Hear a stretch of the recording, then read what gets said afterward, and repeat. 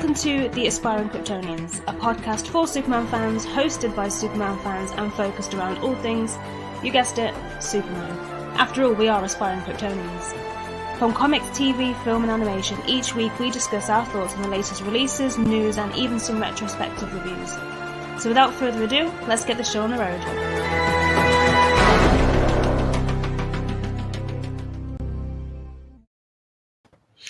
Hello and welcome to episode 26 of the Aspiring Kryptonians podcast with me, Tasmin, and not quite the rest of the team this week. So we've only got Evan with us today. Ashley's busy, unfortunately. Hi. So, this is our first episode of 2022. So firstly, I hope you had a super Christmas to keep it within brand. And yeah, I wish you all a super new year. And yeah, how did you guys celebrate? Well, how did you celebrate, Evan? We went to Hawaii, which is where my wife is from. So it is our heavy burden to bear to have to travel back there every once in a while. And oh no, yes, and visit her family. So yeah, that's what we did, and it was great.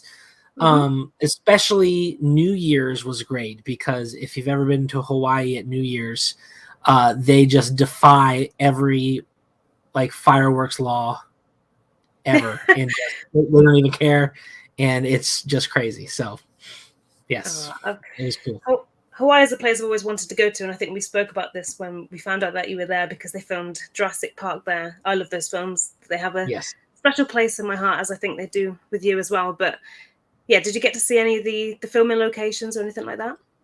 No, well, we were right next to it, so I get to see the mountains and stuff from a distance. Yeah. But we have driven around there before, but it's like $60 per person for the tour, and some of it was closed for the holidays.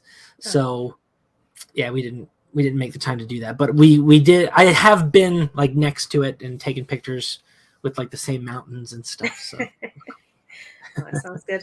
Yeah, we didn't really do much, to be honest. We just had a bit of a quiet one. My family came down from Worcester, which is where I'm from, and Cal had his first Christmas full of family, and I drank for the first time in a few years because I think last year on Christmas I was pregnant, so I couldn't drink, so I made up for it this year. So nice. Yeah, it was good. Well, in this episode we've got a bunch of comics to talk about, which include World of Krypton issue 1, Dark Knights of Steel issue 2, Justice League Infinity issue 6, Son of Kal-El and the Annual, Supergirl Woman of Tomorrow issue 6, Action Comics 1038, and Superman 78 issue 5. So there's a lot to get through, and I've thrown in some news as well. So I think it's going to be a bit of a surprise for you, Evan, because it's off the topic. Ooh, okay. List. We'll start with what is on the topic. So I think I listed Superman and Lois season 2, which starts on January the 11th, which is just 2 days away. Yes. Are you excited? I am. I think I've only watched the trailer for season 2 once, and I don't want to see anything else. I just want to go in blind. So yeah, I'm excited. We saw the last season. The show was awesome. Really loving it, and can't wait to see what they're doing for this next season. So hopefully it'll be cool. Hopefully Jordan will die. That'll be great. And wow, jeez. I say that every time. Wow. I say it every time. That's a bit much. That's not what I was expecting to come out of your mouth so soon. I switched now we're in the correct order. Oh yeah.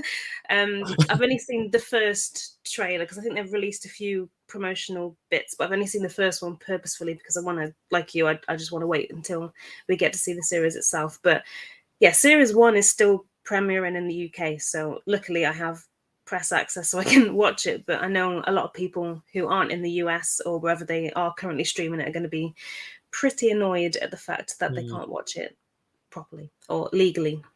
What do you want to see from series 2? I'm just kidding about Jordan dying. I just want him to be a better character. Basically with the kids, I just want that to be more, accurate to the comic books. But Jordan's story was, compelling, and I like his little romance he's got with Lana's daughter. So, but yeah, what I want to see, I want to depart a little bit from the Krypton-based threats. I'd like to see more Earth-based threats. Like some super villains or like Lex Luthor or something like that. Oh yeah. So yeah, that's the direction I'd like to go in. I would like to see the Eradicator come back and be more like fleshed out as like the traditional kind of Eradicator. I think that'd be cool. But yeah, I want to see more like traditional Superman Earth-based villains. I'm excited to see where Steel goes, because he's not quite the Steel that we know from the comics yet, but we know obviously he's introduced, his daughter's introduced, and she's just come to Smallville as well. So yeah, I'm excited to see how that plays out, because I think there's going to be, well, judging from the trailer that I saw, there's going to be some drama between the fact that he's sort of forgiven Superman and sort of let him into his life when on their Earth, obviously he killed the wife and all that sort of stuff. So that will be interesting. In terms of villains, yeah, I'd like to see Lex Luthor, but I want it to be the John Cryer Lex Luthor. I don't want them to introduce another one. Yes. But other than that, I'm pretty easygoing. I think whatever they do, I think they're going to do it well, because, like I said, the first series was great, and yeah, I can't see it going downhill that much from there. I agree. And I forgot what I was going to say. I was going to say something else, but it's gone now. Okay. Well, here's the sneaky bit of news that I've thrown into the topic. Okay. So I've seen online that the Restore the Snyderverse thing has been trending again on Twitter and Facebook and whatever else, and it's because Grace Randolph speculated that they're replacing Superman with Supergirl in the DCEU. They're also supposedly replacing Batman with Batgirl, and then of course Gal Gadot will stay as Wonder Woman, and they'll be the new sort of Trinity. What do you think about that? Do you think it's true, or do you think, if it's true, what are your thoughts about it? I don't think it's true. And if it is true, I think that's incredibly silly. I don't think that's a wise move to do, because I mean, you can't have Supergirl and Batgirl without Superman and Batman. At least as far as origins go. Obviously, if Batman and Superman were dead or something, then they could be potential candidates to come and replace them. But the story would have to be very, very good, and the explanation would have to be very, very good for me to be on board with that. That being said, I am excited to see Supergirl and Batgirl in their, in the movies. But yeah, as far as just replacing Superman and Batman in the DC Trinity, I don't think that's a good idea. Yeah, I don't think that's true. I don't think that rumor is true. But I think, like I said, it is just a rumor, and I think some of the things that she's predicted have become true. Like the Snyder Cut, I think she said was definitely going to happen, and all this sort of stuff. But I think you have to take it with a pinch of salt, and that's, and a lot of people sort of just write off the DC EU and be like, oh, I'm not supporting this film, I'm not supporting that film because of this news. And I think it hasn't happened yet, so we don't know for sure if that's going to happen. And if it is going to happen, it will be something to do with the Flashpoint, because obviously we're changing the multiverse. It's already been confirmed that General Zod and Faora is going to be in the Flash movie, so it could have something to do with that. And it does all sort of link together when she mentions it, because you kind of can see how they can change it a little bit. But yeah, I don't think it's going to happen. And yeah, I'm kind of with you. Like, I'm all for supporting the new, well, not the new characters, but the new interpretations of the characters. Like, we've never seen this Supergirl before, we've never seen this Batgirl before. I'm all for supporting that, but I don't think they should replace. I think alongside and be a mentor of. No, the other way around. So Superman could be a mentor to Supergirl, and vice versa for Batman and Batgirl. But I don't think they're going to replace it. I don't think they can. Well, it's just another example of how like Marvel is killing it in this area, where they're doing. They have Kate Bishop now for Hawkeye, and she's kind of coming in to be his replacement. But they did it so well, and I haven't seen that yet. It's done very well, and he's a mentor to her first, and they've established that, and they build on it. That's another thing that DC in the movies has not been great at, is building. They've just been like, here it is, and there hasn't been any like lead up, to a lot of the things. So if they did it right, and they told the story and told it well, and they are being trained by Superman and Batman, and then ultimately they end up replacing them after a long stretch, I'd be fine with that. Yeah. Yeah. Yeah, no, I'm with you on that one. I think if in the right circumstance and it makes sense to do it, then yeah, but don't just throw it at us. And my kind of I'm looking forward to the Flash. I think it's going to be one of the. It is out this year, isn't it? 2022, or is it? Who knows? Well, it could probably change, but Yes.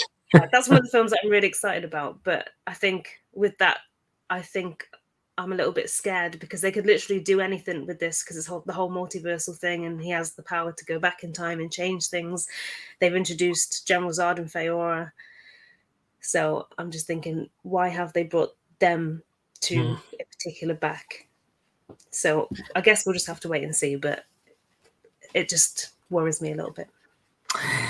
Yeah, well, they haven't had the best track record, so so here's hoping that they make some smart decisions, because every once in a while they do make, some great decisions, like the Wonder Woman movie. I thought the Aquaman movie was great. Shazam was great. Yeah, It's just they just seem to have such a problem with the Superman stuff, and so I hope they get it together. yeah. I mean, I'm a big fan of the Zack Snyder Superman, and I know that a lot of people enjoy it, but then there's a lot of people that don't necessarily like it. So yeah, there's a lot of sort of paying off to do in terms of Superman's a character that is hard to please everyone. There's so many different types of Superman fans out there, and they all like their different kinds of Superman. Like you've got the classic Superman, like the Christopher Reeve, the Henry Cavill Superman's very realistic, and sort of down to earth. And then you've got all these different types of, well, the different people that have played Superman bring something different to the role. So it's difficult to please everyone. Yeah. But with that said, we're going to move on from the films because we could probably talk about that for hours. So we'll go back straight into the comics. And from here, I'm going to issue a spoiler warning because we are going to go into these comics in depth. And there's quite a few to get through. So if you haven't read any of the ones that we're about to talk about, please skip the section or listen later on, I guess. Say again? Don't forget that you who are watching live can comment and join in the conversation. We'd love to hear your feedback, and we'll put it on the screen and respond to it here if you're watching live. So, yeah. Well, we'll start with World of Krypton issue 1, which some of the people, when I said that what we were going to talk about, they asked if this was any good. So this is the moment for you to join in and find out for yourselves. So this one is written by Robert Venditti with art by Michael Avon Oeming and colors by Nick Filardi. The standard cover is by Miko Swayan. I can't say the name properly. I apologize. And Annette Kwok. And yeah, look at it. It's full of detail. It's incredible. It doesn't look like it's from a comic book at all. The female character, which I think this is Jor-El and Lara, isn't it? Yeah. Mm-hmm. So Lara reminds me, I can't think of the actress name, but have you ever seen, there's an actress in Skins, and she used to play Effie, and she's recently been in Crawl, the crocodile film. No. Well, never mind. She reminds me of her. That's what she looks like. After this, I'll send you the name of the actress. I can't think of the name, but she looks just like her, and that's what it reminds me of. But it's a very classic looking stained glass window style. The detail is just, wow, just like Krypton is out of this world. Yeah. This is a fantastic cover. Yeah, and I think I've seen all of the covers for all of the issues in this series, and they're all like this. They're all this detailed. It's amazing. So there's 2 variant covers for this one. So the first variant cover is by A. D'Amico, which is, believe it or not, Supergirl, which at a first glance you might not realize, but until you read the issue itself, then you kind of get to know it. But yeah, it's nice. It's cute. Yeah, cute. It's cute. She's cute. I like the Krypton behind her. It's a bit of a random cover, I think. Just a baby in front of a city. Well, it's a variant cover, and baby Kara is in this issue, so it makes sense to have her there. And that is one thing that I would love to see some more of, is little kid Kara, on Krypton doing stuff. We never get to see that. I think that's a neat idea. That's true. The second variant cover is by Francesco Francavilla, and this is my favorite cover. I know the other one's very detailed, the standard cover, but this one is just so cool. It's got a real 60s vibe to it. It's just the colors. I love Kal-El anyway. It just looks really good. And I actually, Sorry, go on. I was gonna say Kal-El is one of my favorite characters inexplicably because he doesn't do a lot, but he's great. He's kind of like Superman's Alfred, and I wrote that Outed comic series, which is the kind of my take on a Superman type character, and in that I took the Kal-El type character and just made him like a standard member of the Superman family, and that is I think that's great. I think they should do that in the comics. If I ever get to write Superman, you can look forward to that from me. No, I do like Kal-El. He's kind of he's one of those underrated Superman characters, I think. But yeah, this cover is amazing, and it was more expensive than the other covers for this series. But I'm proud to say that I own it, and I forked out those big bucks. But yeah, it's a great cover. So for me, I read this issue just before I read House of El. So so that's the Shadow Threat one you've got there, which is by Claudia Gray. But I read this one and the second one, which is the Enemy Delusion. The Enemy Delusion, yes. Yeah. So I read that one just after I read this. So it's hard for me to kind of pick out the two because they're very kind of similar in tone, but it's hard to compare it. It's hard not to compare it to that because I read them so closely. Yes. And they obviously both act as prequel stories to Superman and what we know about Krypton. But though it's a very different story, I like what they did with it. And because it's so fresh, because they're fresh in my mind, it's hard to distinguish what happened without confusing it with House of El, but I'm going to try my best. So we open up on the planet Krypton, where a scientist is logging her latest field mission. So here we kind of get to see some cool stuff which we don't normally get to see in terms of Superman comics. We see a bit more of Krypton than what we're used to. I like seeing all the different creatures. Did you see that at the beginning where they're kind of like these dinosaur, rhino kind of?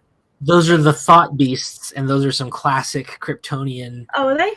Wildlife, yes. And it's pretty, I like that they've included them here. Yeah. Well, I think we've said this many times before, but I've read Superman comics, but not as many as I'd like to admit. So I didn't realize that they were an established Krypton creature. But it was nice to see all that sort of stuff because we don't normally get to see that with Krypton. When we think of Krypton before, we kind of get to see is the destruction of Krypton, and afterwards we don't really normally get to see what's before. Yeah. But then we cut to Kryptonopolis, where Jor-El and Lara are attending Kara Zor-El's naming ceremony. So, again, it's great to see the kind of the family affairs here because this, again, we don't really get to see it with the usual Superman comics, and most of the stories start with the destruction rather than this is kind of like a build up for me because we just don't normally get to see this among what goes on. So a distant cousin of Al, whose name I think is Cruel, which I thought was great because it just instantly reminded me of Cruella de Vil. He's another classic Kryptonian character back from like the 50s or 60s when the pun was in vogue. Okay. So, well, I've never seen him before, so as soon as I saw him, I was like Cruella de Vil. But yeah, like I've written in my notes, I'm not sure if he was introduced previously, but he seems like a very loudmouth, very overconfident, and quite annoying member of the family from their reactions in this moment. He seemed a little bit sketchy too, and he was kind of begging the Chancellor for interest in what he was working on and things like that. So I don't know if that matches with the kind of character that he was before. I don't actually know. I just know he is a established classic character. I was actually before we started doing this, I started reading this, which I have not read through yet, which is the Worlds of Krypton. It's got a lot of the classic World of Krypton stories. I have read the last half, which is the John Byrne, series, and I'll talk about that later. But Cruel, I think, is in this. I just haven't gotten to him yet. Okay. Well, we'll talk about that next time then, because I'm sure he's going to pop up in the series sooner or later. But yeah, after not getting as much attention as he liked, he kind of storms off, and the others do a toast to the fallen because they've got all the politics on Krypton as well. I really like the art here. I like how they used the House of El symbol underneath them as they were doing the toast, which I don't know. But you can kind of see. I don't have a picture. Yeah, this is the only picture. You can kind of see a little bit of it in the background of that picture there, but there's a bit where it's just it's just their shadows, and you can just see the House of El symbol, which I thought that was really cool. And then we see the scientist from the beginning, and she comes to tell Jor-El what she's seen. And then I think it was that the thought beasts, as you mentioned, they kind of just stopped. There's no sort of explanation for what happened. They just stopped. They just gave up on life. They weren't killed or anything. So she lets him know of her concern, and the pair agreed to put their heads together and find out what's gone to prevent anything further from happening. So I think for me, reading comics, this is the first time we've got a bit of a background story to the destruction of Krypton, because from the stuff that I've read, it's just Jor-El kind of telling the council what he's found rather than getting backup from other scientists as well. I don't know if that's the same for you. No, I've read tons. I've read tons and tons of Krypton lore, and back in time, hundreds of years back, thousands of years back, decades back from, the destruction of Krypton, and so this first issue doesn't do a lot for me. Okay. The art is cool. It's not what I was expecting from a series like this, because most of the Krypton series I've read have been more realistic art. This is more stylized. Yeah. It's more like an animated series kind of vibe. But yeah, the setting here, or the venue, which is the naming ceremony for Kara, that's new. Yeah. But yeah, there's not a lot super special or interesting happening that I haven't already seen and hasn't already been done a little bit better elsewhere. You're talking about the House of El, the YA novels, and I just read number 2 right before I read this as well, and the House of El, I think, is blowing this out of the water. But again, this is only the first issue. I think I put in my review of the second one that, this series, the World of Krypton series, has got some big shoes to fill, since it's coming out right next to this thing. Yeah. And to me, the House of El is a very, very good Krypton story. And to me, it's even better because it's not focusing on the House of El. It's focusing on these other 2 people who are just living in Kryptonian society. And so I think there's a lot more originality and world building going on there. Yeah, I think we need to do a separate episode on those, because for me, with the YA novels, some of them are characters that I'm not necessarily that interested in, because I think there's a Constantine one, there's all sorts of different characters that you wouldn't necessarily, I wouldn't necessarily read.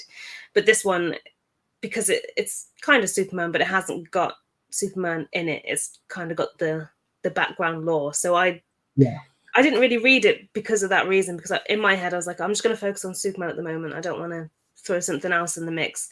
But when we got the opportunity to review it early, I thought, I'm gonna sit and read it, and I didn't stop. Like, I thought I'll just read 10 pages now and I'll start the next tomorrow. And I read the whole book, and then I read issue 2 the next day.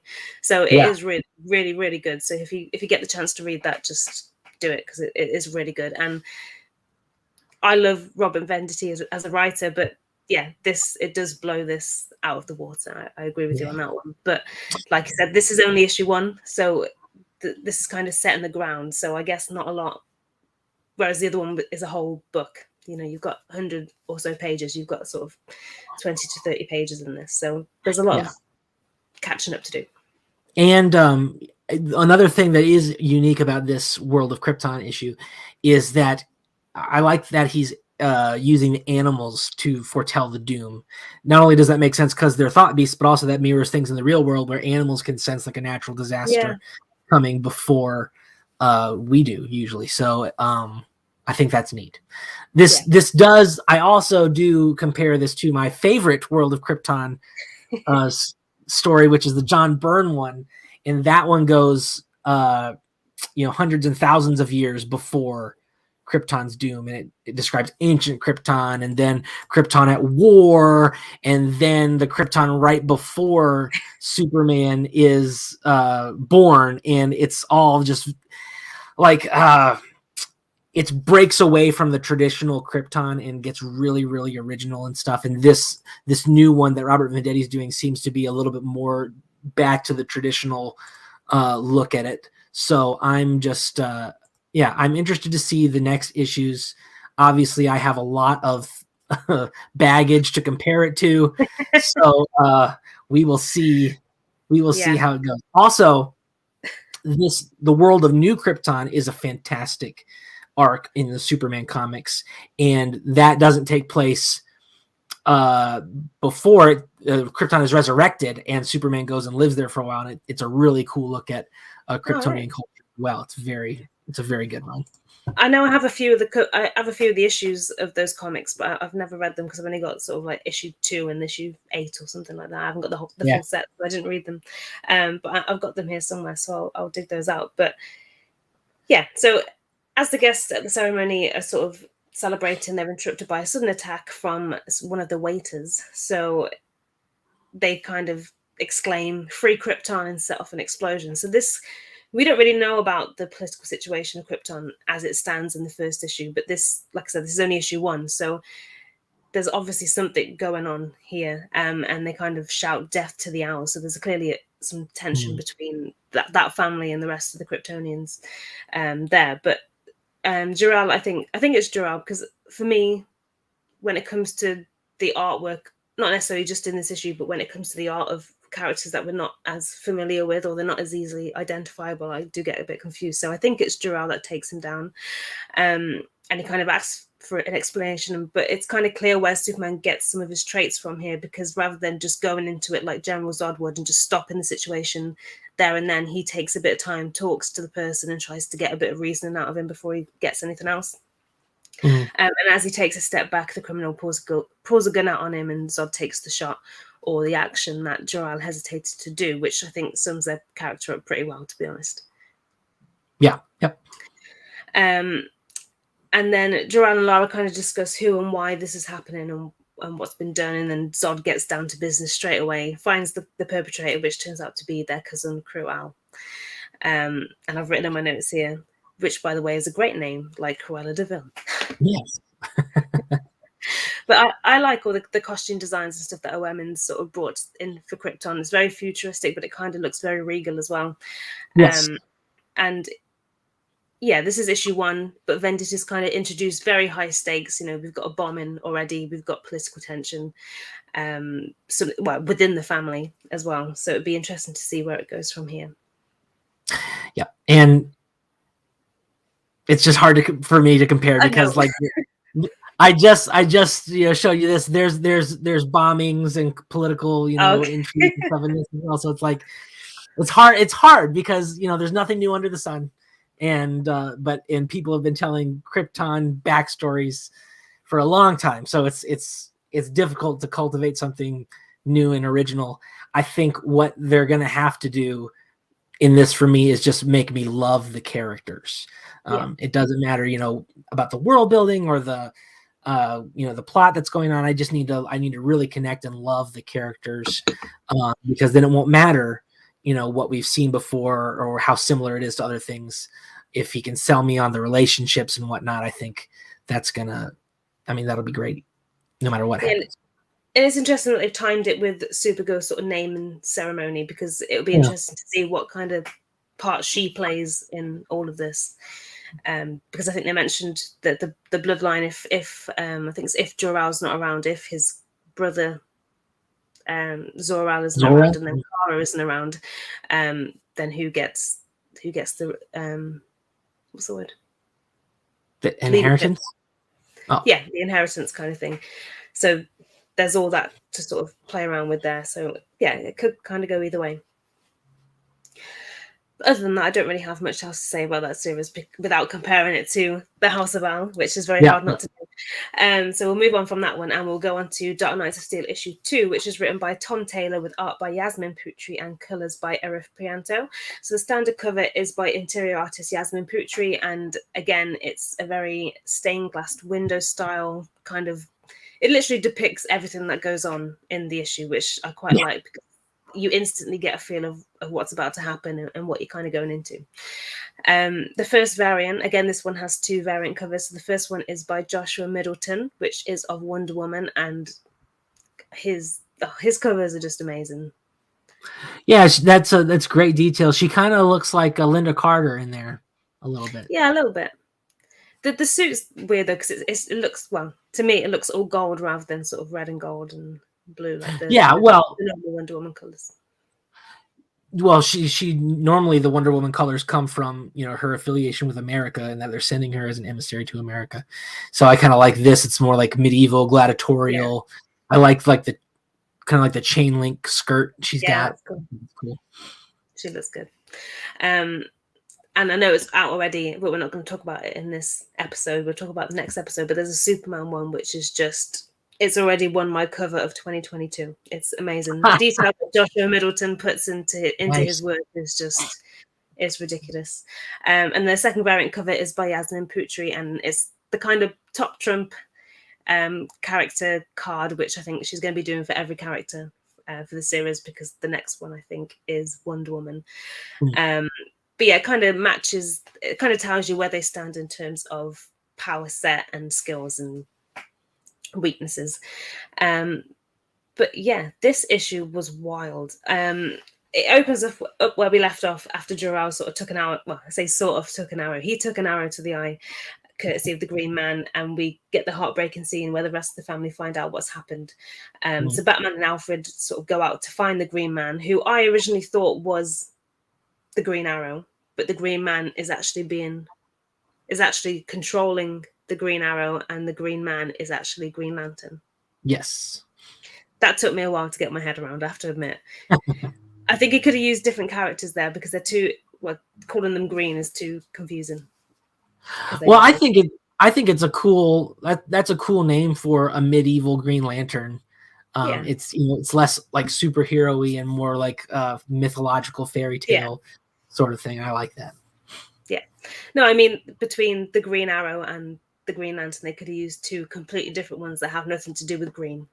Because I just got but they're famous for teaming up together all the time, so it makes sense that they'd be together. But yeah, I love the moment where Batman sees the Green Arrow from a very long distance, and he's like, "How did you even see me?" that part was really cool, and he kind of catches the arrow that he's about to throw at Alfred. And he and we know why. We know why, because Batman in this series is Kryptonian.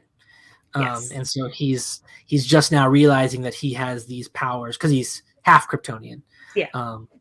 And Superman's half brother. So very interesting details. I love this series already, but there's 3 issues out which I've read, but at this point we're only 2 issues in. But it's great. I love the bit where he kind of jumps off the horse, does a backflip, and then slices the Green Arrow's arm off. That was just uncalled for, but it was amazing. But yeah, it's just brilliant. The artwork here is great too. It's got just the right amount of gore and brutality for a scene from this era, because and we will say this series is not afraid to take risky moves with characters. The stakes are real. I think this is going to be like a death per issue, or a significant death per issue, or something like that, because I think Tom Taylor's sort of known for killing off characters, especially in Deceased. Some of the most, you wouldn't think the characters that he killed off, you wouldn't think that you'll do that, but you know, he's known for pulling out the stops there. But Constantine made me laugh in this moment, because he the Green Man goes back to the kingdom of, is it Jefferson Kingdom? What's the kingdom called? It's not Jefferson Kingdom, but the Kingdom of Storms, is it, or something like that? It's Black Lightning. That sounds better. Well, Black Lightning's kingdom. It goes back there, and he the Kingdom of Storms. That's what it's called. Yeah, that sounds better. And he says, "Well, you can't argue with Jury, because the ring told him to leave the Green Arrow there," or something like that. That made me laugh. But yeah, back at the Kingdom of Storms, so we see Princess Anissa, Jennifer, and Prince Jacob showcase their powers. He's like a proud dad, isn't he? He's kind of there just watching them develop their powers and showcase what they can do. I'm not too familiar with Black Lightning. I've seen a few episodes of the series, but other than that, that's all I know about the character. But from what I remember, there were 2 girls. I don't remember there being a son in the series. Correct. I don't know too much about Black Lightning either, but I know he's got the 2 daughters. I know he's a very like even-tempered, logical man, or at least he is in current day. He wasn't always this way, and he seems like a very kind person. And yet, here we have his logic is betraying him because he's decided logic dictates I need to kill these people, the elves. Of the prophecy, isn't it? Because of the prophecy.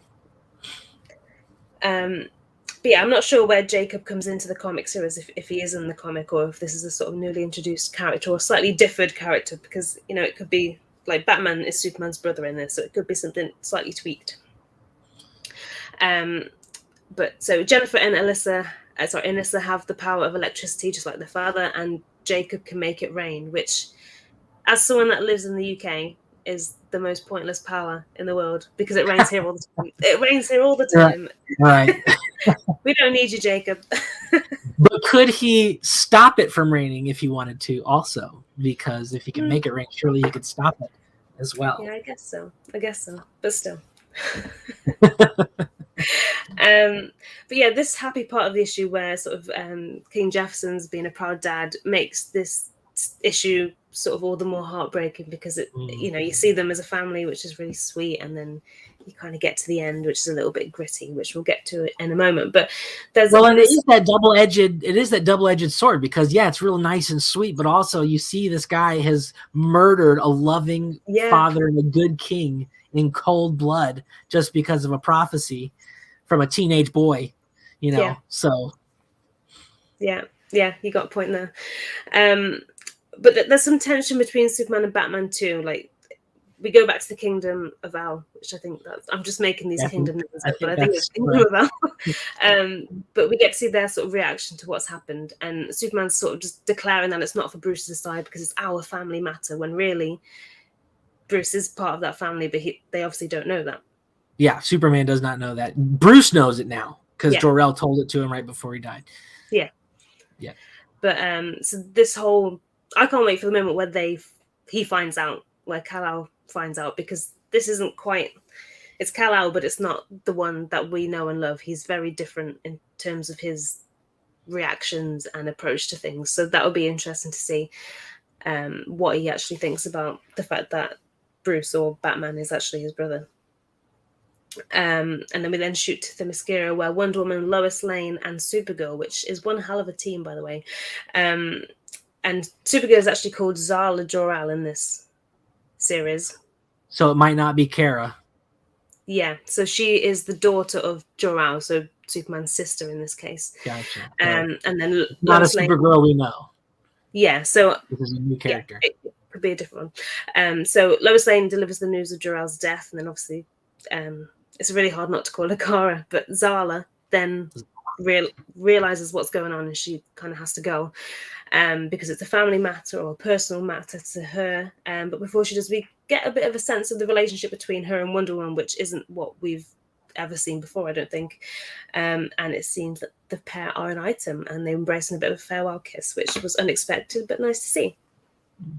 So back at the Kingdom of El, Bruce and Kal pay a visit to the prisoner, who is the Green Arrow, to get some answers. And here we kind of get some hint at some of the other characters or encounters that they've had in the past, which was pretty cool. So we saw the Flash locked in one of the prison cells, King Shark, Detective Chimp. I think it was Blue Beetle was one of them.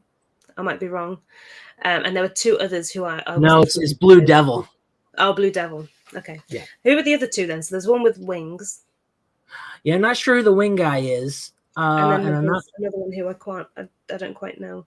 It might be Lagoon Boy. He looks very different from Lagoon Boy, but it could be him. Yeah, but it's nice that these characters exist in the universe and that they've kind of all encountered each other some way or another. But it would be cool to see if we went back in time to see why they're in those prison cells, what they've done. Mm.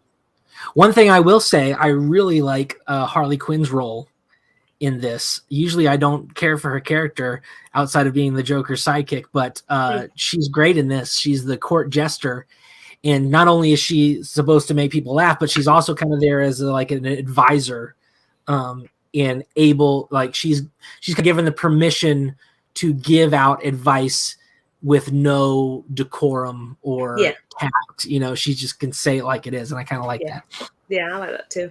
And I think all of the sort of roles that Tom Taylor's put for these characters work well. Like Constantine is the sort of the person that sees the prophecy and lets them all know of that. And I think it works really well based on what he's done and what he's dished out for this era. And it's here that we kind of, well, the ante is really fired up as Zala pays a not-so-friendly visit to the Kingdom of Storms. It's really hard to say that instead of the Kingdom of Jefferson. But at this point, it was all rumours as to who was behind Jor-El's death. So this is quite a pretty big assumption from her, and it's quite a bold move that she's made because she doesn't know for sure that it was him that actually ordered her father's death. But we'll go. Well, there's another issue that goes into a bit more detail about that, but we'll discuss that in the next one. But either way, she takes his son, Prince Jacob, up into the skies and drops him to his death. And his father watches, and he can literally do nothing about it. He tries to hit it with the electricity, and you can kind of see how desperate he is trying to, use his power set, which doesn't do anything against her. Yeah, which makes it even worse. It's a rough scene. And like, I don't know if there's a way to redeem that character now, Zala, because she just broke in the middle of the night and murdered a child in cold blood for vengeance in front of the child's dad. So like, clearly she's the villain here, and it's a self-fulfilling prophecy because, it's predicted that whatever, the House of El will destroy everybody, but it's your attempt to stop that prophecy from happening that actually triggers the events of the prophecy. So bummer. Yeah. And it kind of makes it all the more worse that it's a child that she's killing. Like it's not just a prince, he's a child. But two things I loved about this moment. Firstly, the artwork, which was amazing. And throughout the whole issue and series so far, actually, I've never seen Yasmin Putri work on interior works before this series. I've already kind of seen her work on variant covers, which they're amazing anyway, but this is just something else. But secondly, I love that Tom Taylor paid tribute to the Superman 32 cover from the 50s. Did you notice that?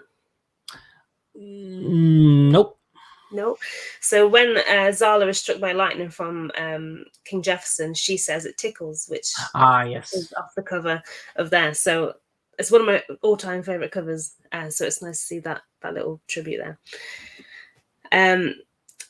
But it was a great issue. The next issue is great as well. I've read that one, and it's out now, so you've probably all read it. But we're taking it as it comes in terms of the comics that we're talking about, because there's a lot to go through. But yeah, this series is amazing. Tom Taylor's done it again. It's very good. And with that said, I'll let you lead on to Justice League Infinity issue 6. Justice League Infinity. This is the second to last issue of this miniseries, and it's the continuation of the shows, which Tasman has yet to watch, but needs to watch. And so the cover here, hold on, I'm pulling double duty here. I've got to commentate and throw up the art. The cover here is pretty cool. Now, do you know who did the art? Because I don't have it here in front of me. Yeah, so it's James Stokoe. Okay. It's pretty cool. It's more like it's more gruff and gritty than we're used to. But again, it's neat to see I think each cover has been like a artist with a drastically different art style.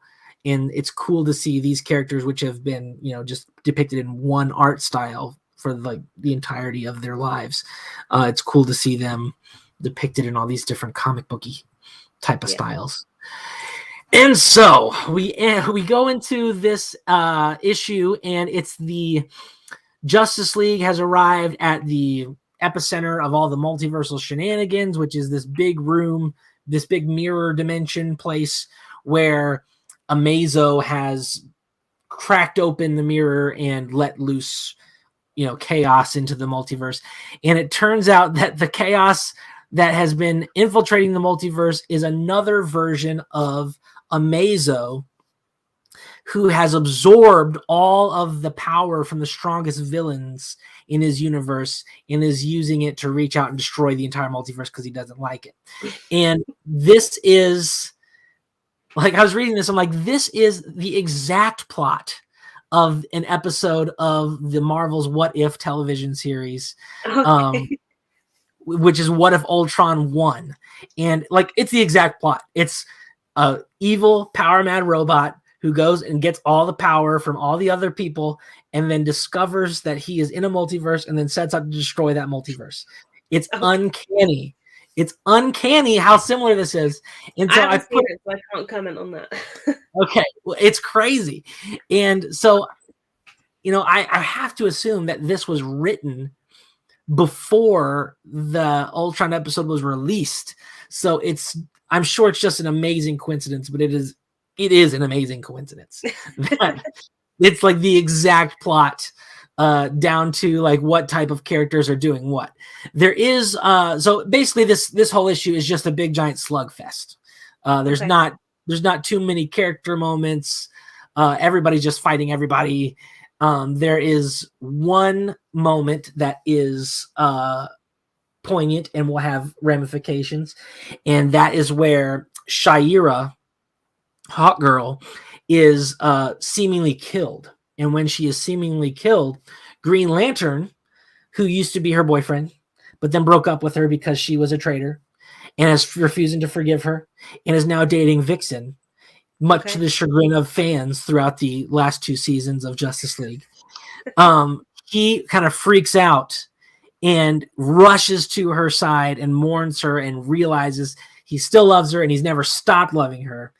And this is kind of like a revelation to him, but it's also a revelation to his current girlfriend, Vixen, who is watching. And it turns out Shayera is not dead. And so that's going to spell trouble in the future. And it's something that it's something that fans have wanted to see for a long time. We want to see the moment where he comes back to Shayera. So that hasn't happened yet, but it seems like this is going to be the catalyst for that. And so so it's a giant slugfest, and the end of the issue is just the bad guy reveals that the ultimate power that he's got inside himself is the anti-life equation, the living anti-life equation. And he's going to use it and unleash it on the multiverse and destroy everything. And that's where the issue ends. So very interesting. It's all been building and culminating to this point if you've read the other issues. And so this is kind of like the big battle issue, and next issue is the last one. So it's going to be the conclusion. Cool.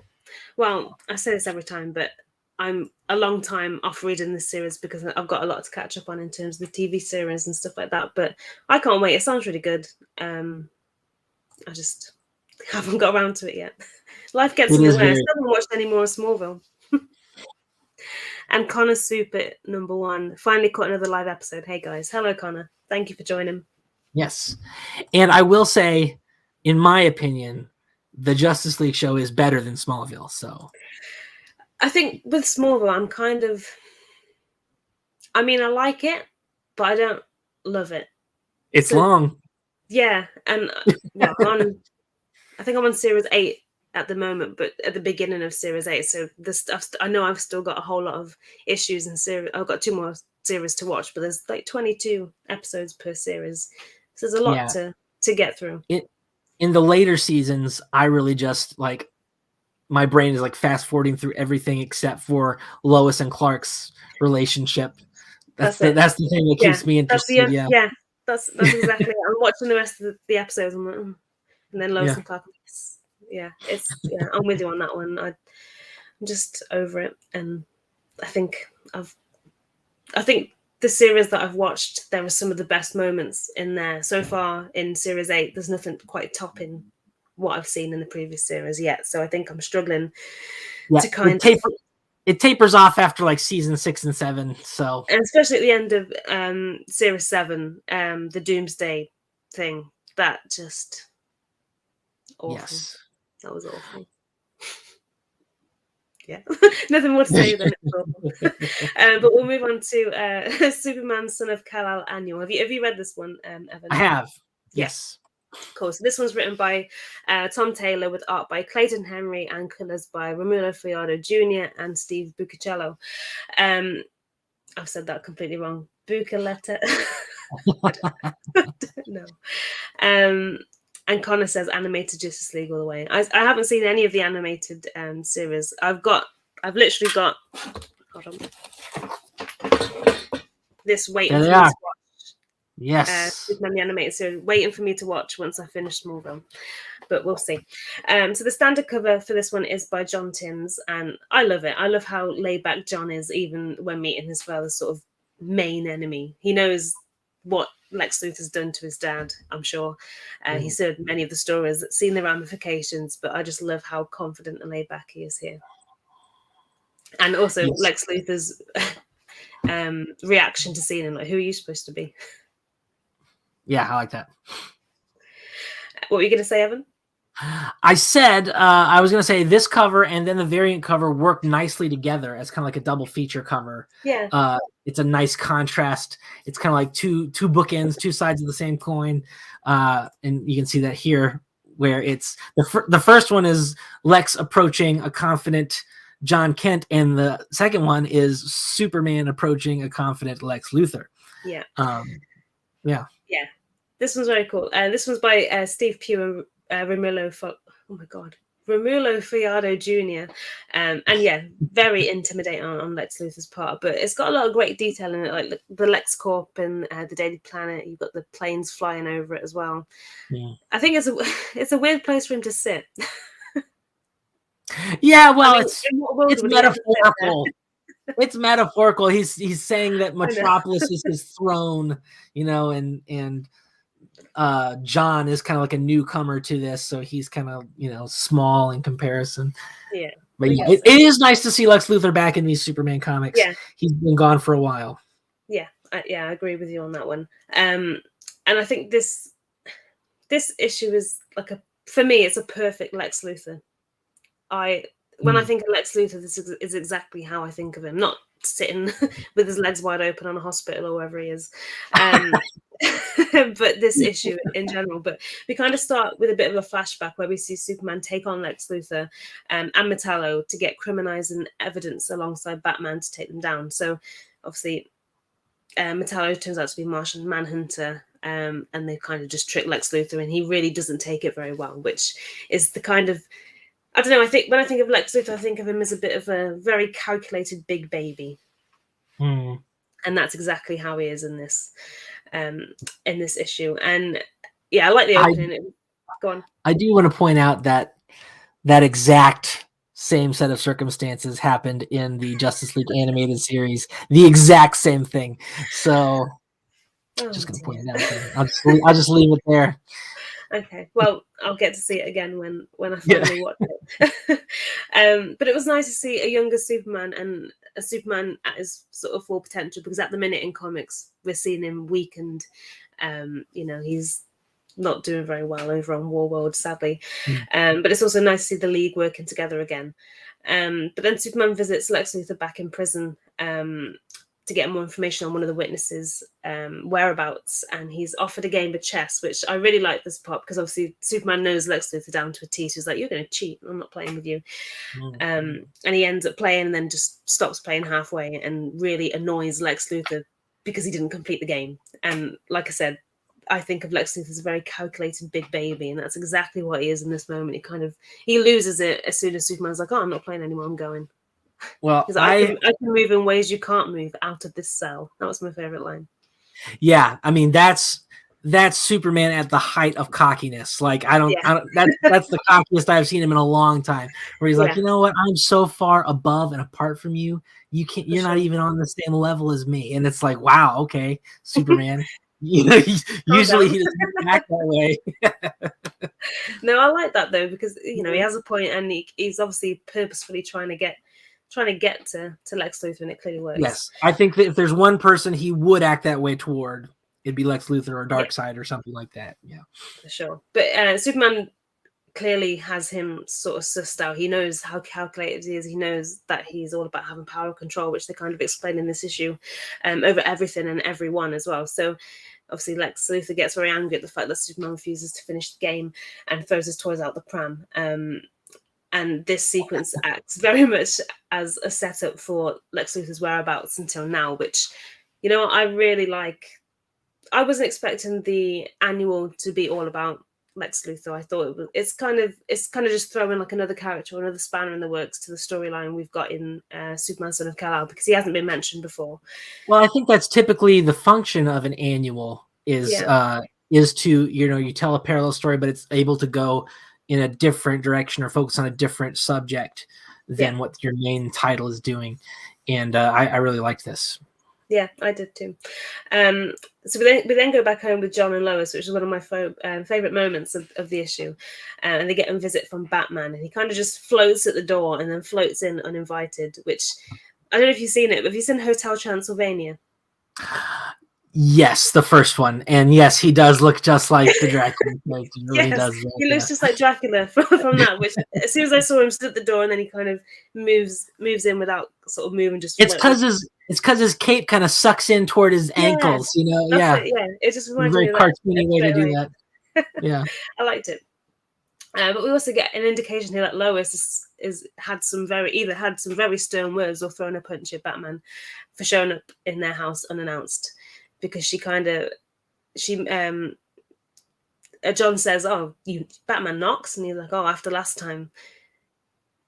I've read an issue like that shortly after Superman and Lois got married and Lex Luthor got elected president. Batman did that. He showed up in the apartment, and they're like, and Superman's like, "How did you do that? I didn't hear you coming at all." Too busy. Great stuff. Yeah, it just made me laugh because I thought, you know, of all the people in the world to scare Batman as such, it's going to be Lois Lane. Yeah. But I also love here that John sort of explains that when he offers Batman tea, Alfred sends monthly packages of tea, Earl Grey tea, to the members of the League's house, which I thought was very sweet, and it just makes Batman all that little bit less intimidating, I think. Yes. I thought that was hilarious, and that is absolutely something Alfred would do. Send Bruce's favorite tea to wherever he thinks he might be. It's great. Yeah, I love that. And yeah, like I said, it makes him seem all that less intimidating, which I quite like, because sometimes, well, obviously, depending on which comic you read, Batman comes across in different ways, and sometimes he can be very scary and a bit brutal in his ways. But yeah, this just blows that out of the water, I think. But anyway, Batman's there to deliver a message to John from his father, Clark, and I was thinking this was going to be from Warworld, a message from Warworld, just to sort of check in with his son, or at least when they were on the journey there. But it was a pre-recorded one, which it was still a nice touch. But I think this would have been a great opportunity to pull those two series together, or start to pull them together at least. But there's only one. We don't know where PKJ is going with it, so you know it might not be feasible to tie them together at this point. Well, I think he mentioned in the last interview we did with him that they're going to tie in somehow eventually, but he just got captured on Warworld. I don't know how much longer it's going to be. Yeah, that's a good point. But there's only one place that he can listen to it, which is, of course, the Fortress. So on his way there, he saves a pregnant polar bear, which I thought was quite a nice touch. So that Tom Taylor and Gail Simone have a bit of a feud on Twitter where they keep calling each other bears, or you know, all that sort of stuff. So he calls the bear in this issue Gail, which I thought was really funny and something really petty, because it's what I would do.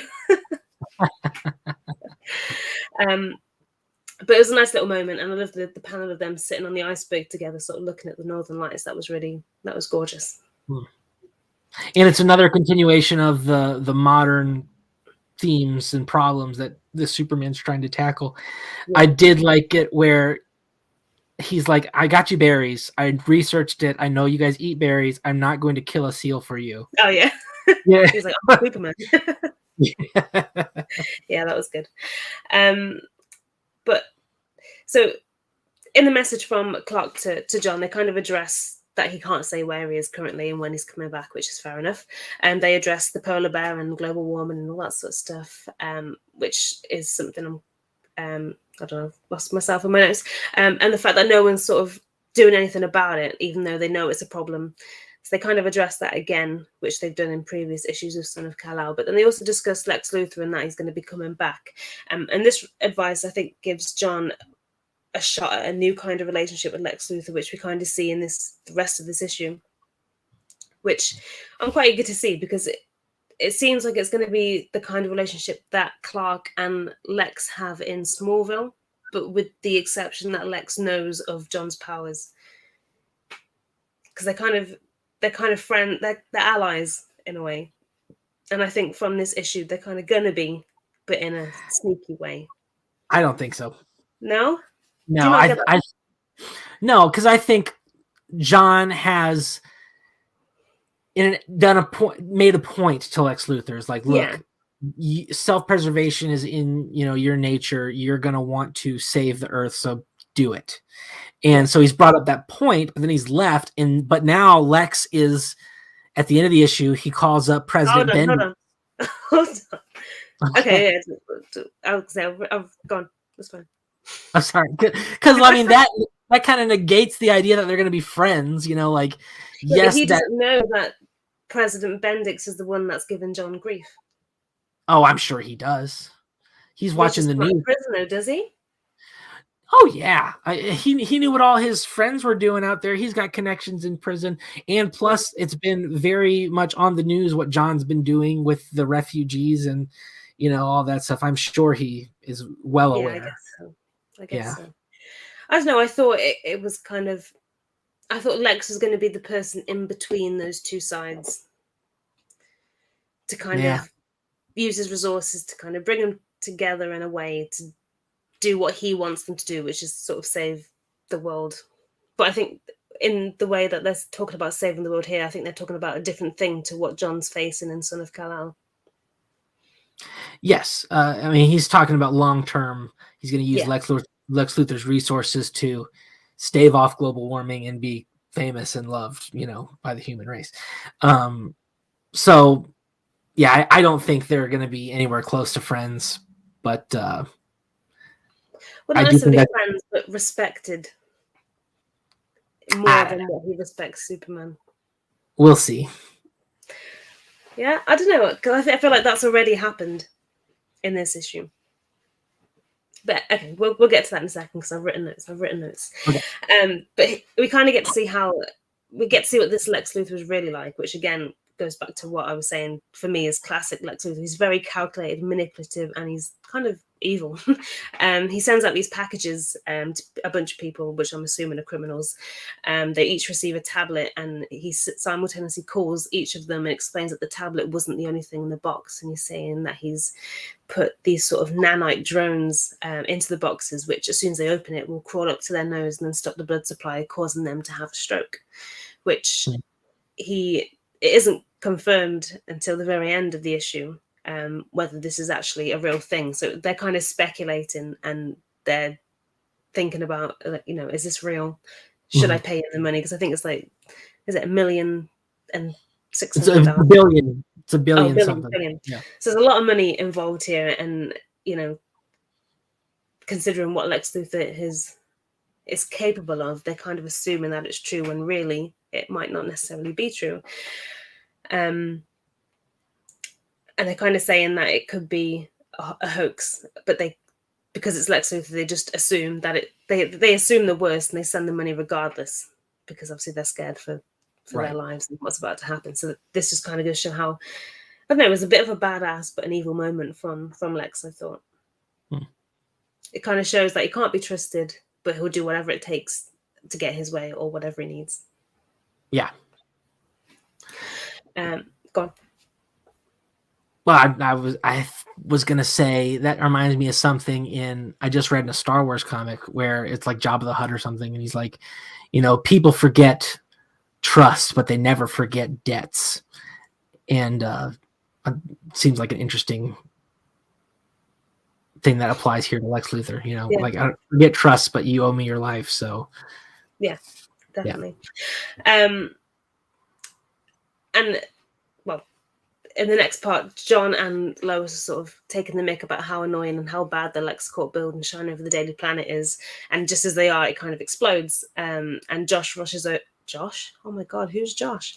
John rushes over to help and finds a bunch of robots and Lex Luthor in his battle suit, which I thought was a really nice touch because it's not often we get to see that suit. That's a really cool suit. That's a newer design than I've seen before, and it's awesome. Yeah. So they're Lex Luthor's robots, and for some reason they've kind of turned on him. So obviously Lex is trying to get to the bottom of what's happened there. And they were originally programmed to take on Superman so they can actually cause damage to John, which again brings me back to the 50s issue, Superman 32, because in this moment, Lex asked John if it hurt, and he said it didn't tickle, which was a nice tribute to 32. So either Tom Taylor's a big fan of the cover like I am, or this is a happy accident. But it seems 2 issues in a row written by him with that tribute in. I thought it was pretty fitting. Yeah. So the two kind of team up and take down the rest of the robots, which is a bit of an unlikely team up, which is kind of, I think they work well together though, because I don't know, I just like seeing them working together. Yeah, it's always cool. It's always cool to see Superman and Lex Luthor team up. I think it's always fun when the hero teams up with his arch villain against another villain. Yeah. But I still don't think that means they're going to be friends. Allies. Not necessarily friends, but I don't know. They're with each other a little bit, you know. But the art here is amazing. Every moment is action-packed and the details are flawless. But once they're done, Lex invites him into the tower where he obviously takes the invitation cautiously because he knows what's sort of gone on. And this moment made me laugh because he kind of loses it where he thinks Lex is referring to his relationship with Superman as a game. And he's like, a game? You've caused all these problems, all these death, whatever. And he's like, I was literally just referring to a game of chess. And he's like, oh, sorry.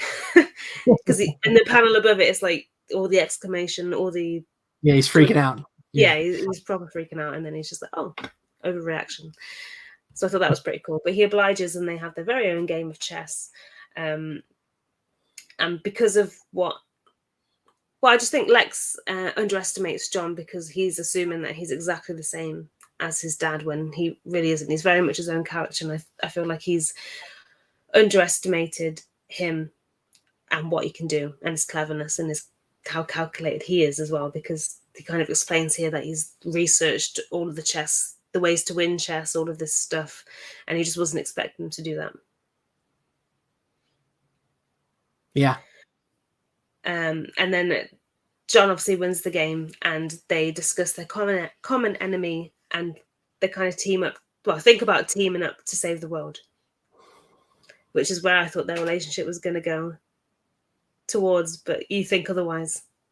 Yeah, I don't think this is the start of a proper team up or allied relationship. I just think this is a moment in time where he's made a point and he's trying to steer Lex in a direction, but I don't think Lex is gonna do it the way he wants him to, or in a way that he's gonna be happy about.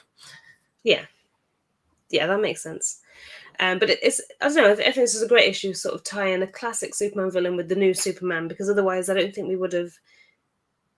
I wouldn't have thought to put Lex Luthor in this series or the Son of Kal-El series, because obviously, he's very much his own character, and I thought he was going to very much have his own villains and interactions, but I like that they kind of linked. Yeah. Together. For some reason, as much as I loved all the Lex Luthor stuff in this issue kind of put me off of the John Kent Superman. Oh, right. Yeah, I don't know. Especially the part where he goes and does all that research and the chess stuff, and it's just a huge departure from the character that we've grown to know and love. And I don't know. It just seems like right now it's like, okay, anything goes. Anything you want John Kent to do, he can do, and he does. And it doesn't matter, what we've seen before, or what we've established, or whatever. And yeah, and also like the art style in this, I didn't like how they rendered his hair or his suit, and it just was like, oh, that kind of looks weird. So I don't know. It's just this one issue. It's like, oh well, okay, this is kind of rubbing me the wrong way just in their interpretation of his character. So I don't know. Well, I think for me, like when I've read comics with John Kent in, it's been after he's been aged up. I've never read the Super Sons when he was a child. So this is very much, I'm sure obviously he had his traits and ways as a child, which probably don't match up with what's happened now. Also in my opinion, those stories, there's a drastic difference in quality of the stories between when he's a kid and sorry. Yeah, I just gotta, that's just my opinion, but yeah, that's what I said also. So yeah, I think for me, I've always read the comics where he's been aged up, so I'm used to this John. I feel like this John is probably a lot different to the child John that was before. So I get where you're coming from, but for me, I don't know. I like this. It kind of adds to him, adds to the character. I understand. So Connor Soup says, "Are you guys familiar with a character named Christopher Kent or the Nightwing God of Krypton?" No. Yes. So, oh wait, is this what's the Nightwing and Flamebird? Is it that? Yes, that's the original Nightwing and Flamebird from the 50s, but in the recent continuity before the Flashpoint, Christopher Kent was the first son that Superman had, where he adopted him. He only adopted him for or he was fostering him for 6 months, but it was actually Zod's son, and actually you see Zod's son in these newer the newer continuity as well. I think we've seen him in Bendis's run at some point. Okay. They're living on the planet, but yeah, he came through the Phantom Zone before his parents, and Superman found him and was raising him. So he's kind of like the proto John Kent. And he also gets randomly aged up. It seems like something in the water. Yeah. Just stop it. So yes, I'm familiar with that character. Yes. Yeah, I know of the Nightwing and Flamebird characters, but that's all I know. I don't know. Yeah, he adopts that role after he gets randomly aged up. Okay. I have to read that one as well. So we'll move on to Supergirl Woman of Tomorrow issue 6, which is written by Tom King with art by Bilquis Evely and colours by Mateus Lopez. So the standard cover is by the interior artist and colorist, which is stunning. And I'm finding it. Evan's getting it up. It is just, for me, as a fan of the Super Pets, it's great to see Comet back on the cover, and the detail is amazing. It's just, yeah, it's a gorgeous cover.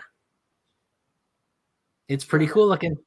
Yeah, and I love Comet. So the variant cover is by Steve Rude, and yeah, I love this one as well. I think for me, if there's, other than Bilquis Evely, who has kind of just thrown herself onto the leaderboard, I guess, in terms of artist for Supergirl, Steve Rude is my other favorite Supergirl artist. I love his work on Supergirl and Superman as well, and they're both amazing.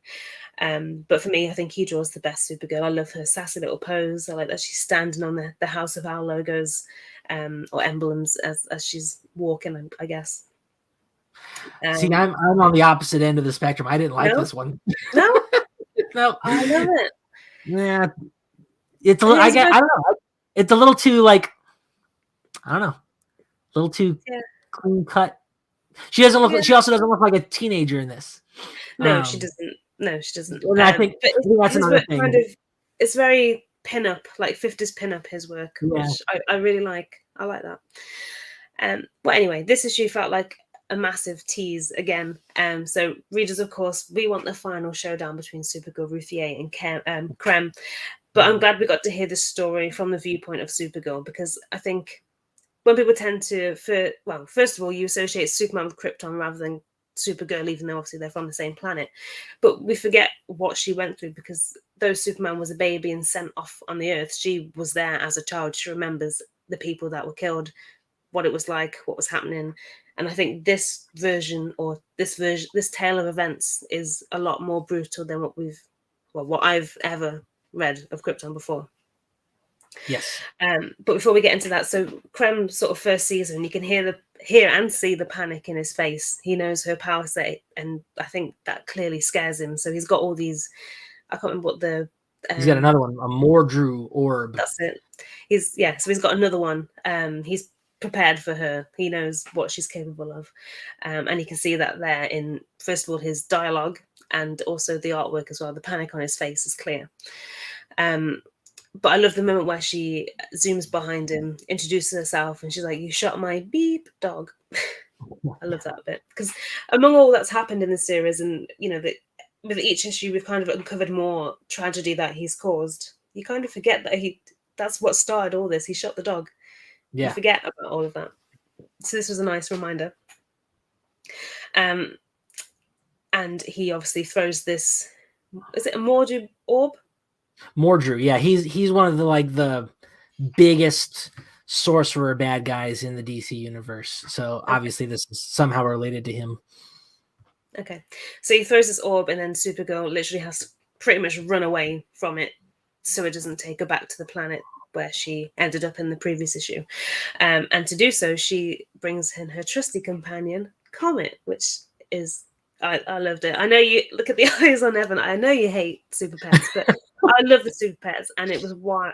I just think, in what other circumstance or what other series can you introduce a flying horse? Thor, Wonder Woman. I mean, in Superman comics. no, not in the Superman comics. All right. I get it. Okay, I see what you mean, but I think this series in particular is a good way to reintroduce the character, because he's been gone for a while, as far as I know. Comet, he's not been around for a long while, and I think he's had a bit of a weird. From when I did a bit of research, I wrote an article to say that Comet was back in comics, and I did a bit of research on the character. And was he Supergirl's lover at some point or something? I don't know, and I don't care. Because I mean, you say he's reintroduced. No, he's not. He just shows up from nowhere. Where does he come from? How did he get there? He came from Krypton. We haven't seen Comet since like before the first crisis, and all of a sudden there he is, and there's no explanation for how or why or when or where. He's just there. This is the only issue. This is the only issue of this series that I have really not liked, and Comet is only one of the reasons why. Oh, okay. What are the other reasons? Well, go ahead. I'll okay. Say it when I come to it. Yeah. Okay. But I think it would bring in Comet in, a character like that, a flying horse. No doubt. It just works with this series, and I think Bocas Evely draws him beautifully. I loved his instruction. It doesn't make any sense, because they're saying she's getting on Comet to go faster, because obviously on Earth, horses have 4 legs and they have stronger muscles, so they can gallop faster than we can run. But they're flying through space, and they have the same exact power set. So theoretically, the Comet would not be any faster than Supergirl, because it has nothing to do with legs or muscles. Well, I don't know. Evan's gone full Mr. Tickle like with the songs. I don't know. I like the super pets. I'm more down for the super animals. I think, what other situation could you use them in? And I think among the circumstances, this one worked well. I mean, if you just introduced him, I don't know. It's a very fantasy kind of series, and I think it works. You see my title? Do you see the title right here? Continuity snob. He can't just show up. Where does he just shows up? There's no explanation. If you're coming in here as a brand new person who has never ever read a Supergirl comic ever, all of a sudden there's just a random horse. How did she get the horse? Explain his role on Krypton, though. She says that he came from Krypton, and that hold on, I've got the comic here somewhere. I've just seen it.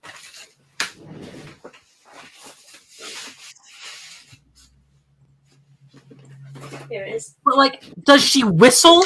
Does she whistle for the horse, and he just flies from wherever he is to the planet that she's on? Where does she get the horse? Hold on. We're gonna put an end to this. It doesn't make any sense. Hold on. And even if she did whistle, sound doesn't travel in space.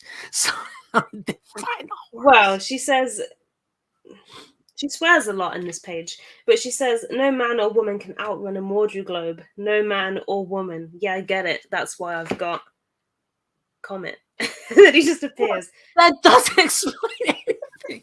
It absolutely drove me nuts, and I can't stand it. So there we go.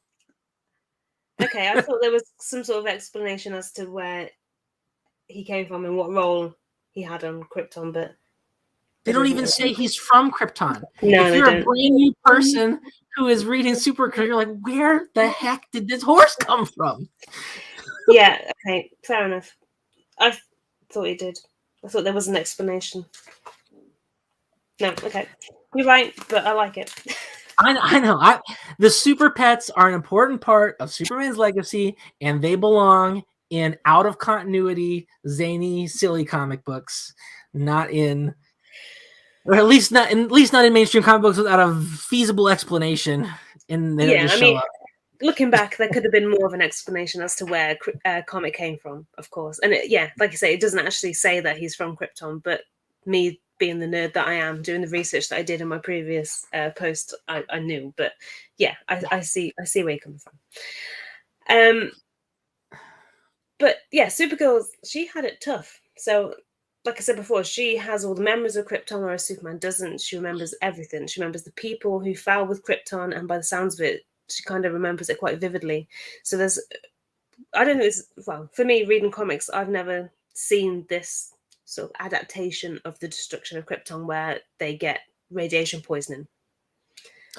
Yes, this was something that they did in that same new World of Krypton arc I was talking about.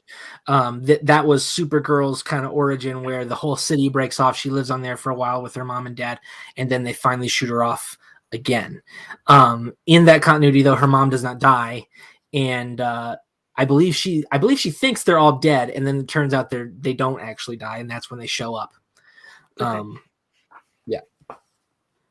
Okay, well, I've never seen a telling of the destruction of Krypton quite this brutal, which, yeah, radiation poisoning. It was like, normally when you think of the destruction of Krypton, you think of an explosion. This seemed very long-winded. It was like stage by stage, which sounds horrific. But the art in this issue, and, well, the whole series, to be honest, has been sensational. This issue in particular is quite emotional. Obviously, you've got I keep saying Krypto, Comet the Flying Horse, which is a little bit wild and kooky, but then this issue is actually quite emotional from the narration, because you do get to see and hear Supergirl's story. So the artwork kind of matches the sort of emotional feel to it, because it's kind of very intricate, it's very detailed, very realistic. I'd love to know how long it takes Bill Cassively to do a panel, because the detail in each one is just, it's incredible. And, I can't imagine that being a quick sketch. Yeah. Well, and this is another thing that I didn't quite enjoy about this. The art is absolutely wonderful, but it's also it's a pretty big departure from what we've seen of Krypton, and it also because it's all very like fantasy, is. Yeah. And but it just seems to so much so that it blends in with the other locales depicted, and for me, I didn't get like a clear sense of when we were on Krypton and when we weren't reading through it. And so that was one thing. I wish it was a little bit more, sci-fi looking than the fantasy art. Because usually, every issue of this, I have just praised and praised and praised the art and praised the design and the style of all the different alien worlds. It just was a lot different than what we are used to from Krypton, and so it was a little confusing. That's fair enough. And I think, I kind of agree with you. The only times I did necessarily notice that we were on Krypton is because you see Kara, obviously a child, a lot smaller. Other than that, you probably wouldn't notice. It was a flashback. Yeah. But I love I love the ending of this issue. So obviously Supergirl and Comet have been running away from this Mordu globe from pretty much the whole issue, and they're kind of narrating Supergirl's backstory, which tells you about how Krypton ended for her, and you kind of see that, and you see all these beautiful images of Comet jumping across the sun and all this sort of stuff, which is just amazing. But then at the very end, she comes back to, I don't know where we are, but wherever Krem is, she's kind of leading the horse with Ruthier, and Ruthier's like, he hasn't got any. Well, no, Supergirl's like, oh, he hasn't got any globes left. And she's like, oh, she's just got arrows and swords. And then she literally catches the arrow, and she's like, well, she swears again. But yeah, I love this. I love this Supergirl. I think it's badass. I think every other iteration of Supergirl that I've read in comics, which there's not many to be honest, she's very sweet, very like she's a teenager. She's very sweet. She's like the all-American sort of sweetheart kind of character from what I've read. But this one, she's very. From my reading, when it's actually been Kara, because obviously in the 90s there was a Supergirl, but it wasn't Kara. Kara's been more like not necessarily a brat, but she's been like the typical teenage, like, let me go to the party. What do you mean I have to, wear longer skirts or, that sort of stuff. And so, this is a nice, her personality, this is a nice progression for her where she's more mature. She's got a lot more confidence. So I like that. And also, as much as I don't like the Comet thing and it doesn't make any sense, the art depicting Comet running through space is amazing. And there's one panel in particular where Comet is like jumping in front of, like, there's a big star in the background, and that is just beautiful. Like it's just. I don't know if you've got it there, but it's. I don't have the picture here digitally. No, I just passed it on here. Is it this one? That's the one, man. So good. Look at all the cameras. Yeah, the artwork in the whole of this issue is amazing. Like this moment as well. Yeah, it's all great, and cool. The art is amazing. But then we're getting into some more like Grant Morrison territory where they're able to run outside of the known universe because they run so far. And the point of the Mordru orb was it hits you and then it sends you to the farthest point in the universe from where you were. So she's basically done the orb's job for her. Yeah. She's run to the farther than that. And so she's gone around, doesn't she? Because she's come back. Yeah, I guess. I don't know. So, that's you see the continuity snob thing here, because at the edges of the universe, there's a giant thing called the source wall, which closes the universe in, so you can't go outside of it. But we're ignoring that. Yeah. Okay. Well, we're going to leave it at that for Supergirl. I think we've said enough. We'll move on to Action Comics 1038, which is the one I haven't finished my notes for, so I've got the comic issue here so I can tell you my thoughts there and then. But it's written by Philip Kennedy Johnson with art by Miguel Mendonca and colors by Adriana Lucas. Standard covers by Daniel Sampere and Alejandro Sanchez, and I think it's pretty dark for a Superman cover. I don't know if you've got it there, but yeah, I do. Hold on. Yeah. There we go. I think it's pretty dark. Like, you've got all the schools. Well, just for an Action Comics, when you think of Action Comics, you think a little bit hopeful. I know, obviously, the storyline is very different. Superman's in chains on his knees. You've got all the skulls sort of piled up under Mongol's feet, which I'm not saying it's a bad cover. I'm just saying it's the impact that it has. Like, the detail is amazing and the artwork's amazing. But yeah. And the variant cover is by Julian Totino Tedesco. And I just get instant Conan the Barbarian vibes. Great detail as usual. Even my partner doesn't follow comics, doesn't particularly. He likes Superman. He knows of Superman. He knows I'm obsessed with Superman. But when he saw, I was like showing him the comic covers that I got this week, and he's like, "Wow, that one's cool." And it's very rare for him to do that. So yeah, this is a big departure from what this artist is usually doing, Yeah. which is a very like classic Superman. And Yeah. here we've got the farthest thing you can get from classic Superman. Yeah, It's pretty definitely. nice. But in this one, we start out on Warworld with Superman chained up alongside his comrades. So first of all, touching on something that Philip Kennedy Johnson said in our previous interview, it must have been hard for Miguel Mendonca to come into this series being a huge Superman fan, to end up drawing him in his worst moments. Yeah, yeah. And I think, well, we've been speaking to Miguel behind the scenes, so I think he's going to come on the show at some point. But I can't wait to hear his thoughts on that and see how he got into that sort of mindset and what he thought about it coming on to write in the book. Drawing the book. Well, here's hoping he gets to do like a flashback or something where he can draw Superman, Yeah, like, definitely.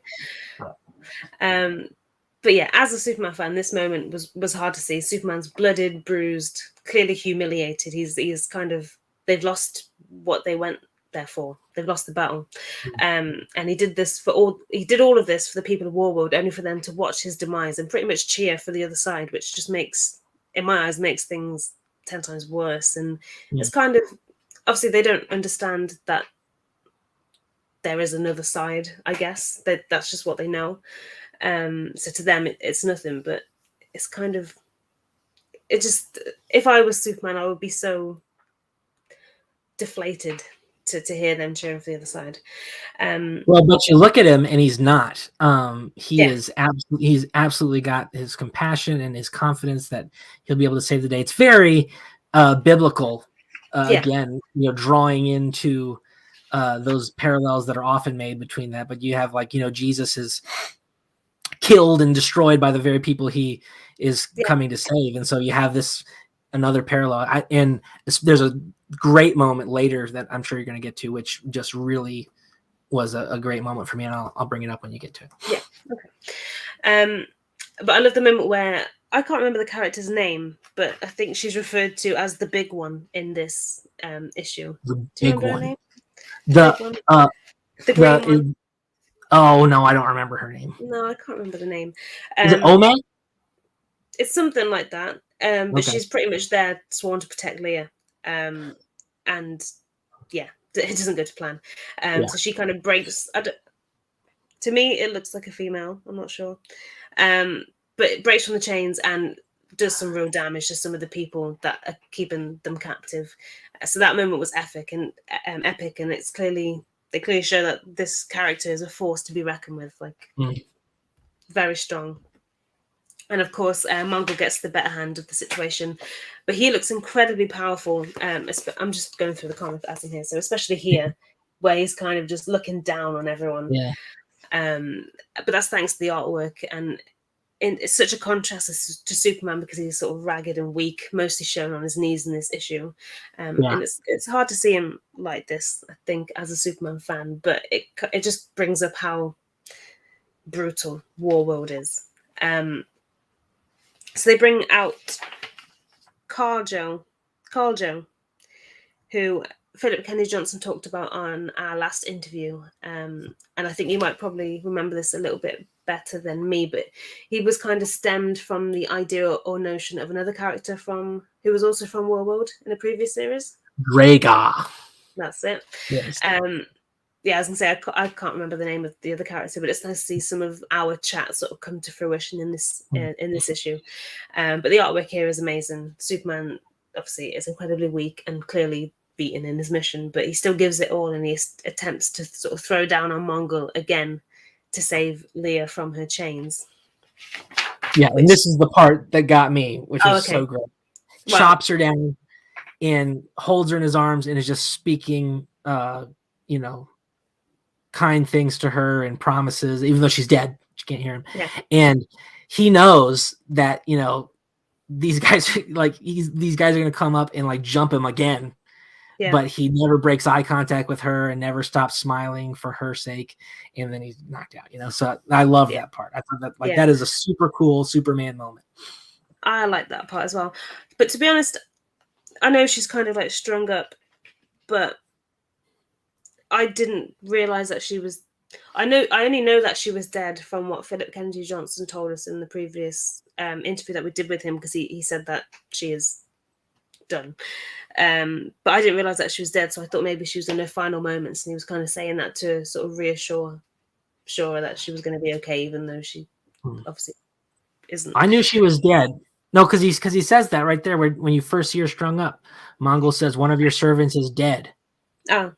Another one will die soon, and I think he's talking about Constantine. Not Constantine. Yeah. Light Ray. Yeah. Yeah, that makes sense. I missed that part. But here we kind of get to see. So we see Natalie. Is her name Natalie in this? Natasha. And it is Omak, isn't it? I'm sure it's Omak. I think so. Omak is an established character. He's had a couple of different iterations. Usually it's a man. Usually he has a blue mohawk. So I would assume that since this is a pink mohawk, and yes, I do feel like that character looks like a woman, so I'm going to go with that. Yeah, I think on some of the pages, it looks like she's got makeup on. Yeah. To me, pink lipstick. Yeah. I don't know. Anyway, but this moment is interesting because from this, I'm excited to see because they mentioned all these roles, so they put Natasha and Omak together, and they're like, oh, they'll be good in this role on World. So I'm interested to see what these roles are going to be and how that sort of plays out to the whole story as a whole. Yeah. And they put them in chains, obviously, which is pretty brutal, but Omak still doesn't break in terms of hope, I guess. She's like, I'll never forget what you people did to Leah, and I think she's eventually gonna be one of those characters that are sort of torn down, and then she's gonna snap back and be like, that was for Leah, kind of thing, towards the end. And we see Superman get thrown into a prison cell full of other people of Warworld, and this bit is in particular hard to look at as a Superman fan, or well, I think anyone in general, because the way that he's beaten up in this moment is just, it's brutal. Like you don't even recognize him, and I think even the people of Warworld, they're like, is this supposed to be the champion who's come to save us? And they're like, oh, it doesn't look like him, but it clearly is. So that moment, then you get this character. Is it Krill-Ux? Is he? Do you know of him in previous comics? No, I'm pretty sure he's new. So this character here. So I'm assuming he's Kryptonian based on his name. But yeah, he's like, this is the Superman that was supposed to come and save you, and he's kind of talking down to Superman, to the people that had hope in him in the first place. Yeah. But then Superman doesn't. They're all sort of scared of him. They're like, "Oh, take his chains, take this, steal what you can from him," kind of thing. Just that's their survival instinct. It's not because they're bad people necessarily. It's just that's the way they are. That's how they brought up, yeah. Yeah. But I love how Superman's kind of exactly, even though all of this bad stuff has happened, he's clearly lost the fight. Him and his team are in a bad way. He's specifically in a bad place. He's, he doesn't have his powers because of the sun that's on the planet. But I really like how he's like, oh, you look about my son's age. His name's Jonathan, when this kid's a lot younger than Jonathan is now. So Superman in his head, even though John Kent is very much a sort of older teenager, in Superman's eyes, he still is a little boy, which I thought was really, really sweet. And he still has all the hope. He's like, oh, he just looks just like you. And then Midnighter comes to break Superman out, and he doesn't want to go. Yeah. Which I really like this moment because, yeah, Midnight has a very good point. Like, we've lost. Let's go. We'll go back. But obviously Superman has other ideas, and he thinks he's got closer to his mission, which, he might have another plan up his sleeve, which we don't quite know yet. But I think that moment's really nice because I think obviously here you can see people are listening into the conversation. So that's kind of renewed their trust in Superman, because at first they thought, oh, he's beaten. he's here. He doesn't have a choice, but he clearly does have a choice. He could have gone and left them, but he hasn't. He's stuck there and stayed.